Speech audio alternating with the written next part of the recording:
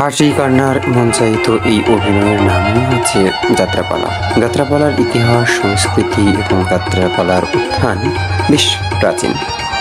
ভারতীয় উপমহাদেশের বেশ কয়েকটি দেশে থাকা এই যাত্রাপালা যেন এক কালের সাক্ষী হয়েই রয়েছে আজ অবধি। বাংলাদেশে বিশেষ করে সনাতন ধর্মাবলম্বীদের কাছে অত্যন্ত বিনোদনের একটি জায়গায় হচ্ছে যাত্রাপালা।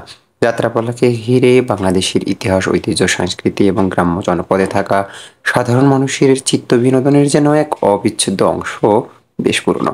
তবে সাম্প্রতিক সময়ের যাত্রাপালা আর একটা সময়ের চক্ষু ঝরানো যাত্রাপালা যেন কালক্ষয়ে অনেকটা পরিবর্তন সাধিত হয়েছে।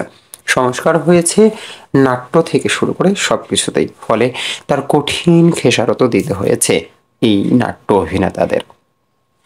একটা সময় ছিল যে হিন্দু বাড়িতে কিংবা কোনো মেলা মাঠে এমন হাজারো মানুষ দাঁড়িয়ে দাঁড়িয়ে উপভোগ করত এই মঞ্চনাট্য। আর এই মঞ্চনাট্য উপভোগ করতে সব শ্রেণী পেশার মানুষকেই দেখা যেত। কালক্ষয়ে এখনো এর রেশ এখনো বাংলাদেশে খুব জনপ্রিয়। বাংলাদেশের প্রত্যন্ত অঞ্চল থেকে শুরু করে শহর গ্রাম সর্বত্রই এমন নাট্য মন্ট এখনো লক্ষ্য করা যায়। বাংলাদেশের উত্তরে জেলা দিনাজপুরে গেল কয়েকদিন ধরে এরকম নাট্যমন্ত্রের প্রচলন দেখা গিয়েছে সনাতন ধর্মাবলম্বীদের কালী পূজাকে কেন্দ্র করে। আর এরই ধারাবাহিকতায় নতুন প্রজন্ম যেন খুব কাছ থেকে দেখতে পেল এই নাট্যমঞ্চ। ফলে যাত্রাপালার যে একটা বিদায়ী জৌলস কথাবার্তা ছড়িয়ে ছিটিয়ে পড়েছিল তার যেন পুনরাগমন হলো এই যাত্রাপালার মধ্য দিয়ে। অনেক বর্তমান প্রজন্মের অনেকেই যাত্রাপালা মানে অশ্লীল নৃত্য, অশ্লীল অঙ্গভঙ্গি এসবকেই মনে করতে পারে। কিন্তু যাত্রাপালার মধ্য দিয়ে একটা সময় একটা পারিবারিক দৃশ্য, সামাজিক প্রেক্ষাপট সহ নানান দিক উপস্থাপিত হতো এসব নাট্যমঞ্চে। কিন্তু কালক্ষয়ে এখন এই নাট্যমঞ্চ নর্তকীদের অশ্লীল নাচে ভরে গেছে। ফলে অনেকেই যাত্রাপালার কথা শুনলে নাক ছিটকে নিত।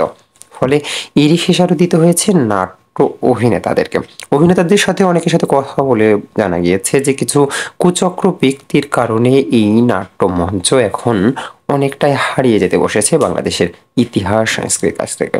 বিশেষ করে সবকিছু থাকলেও মানুষের আত্মপদ্য যে পরিবর্তন ঘটেছে এবং একটা সময় যে দেখার আগ্রহ ছিল সে আগ্রহটা অনেকাংশে কমে গেছে।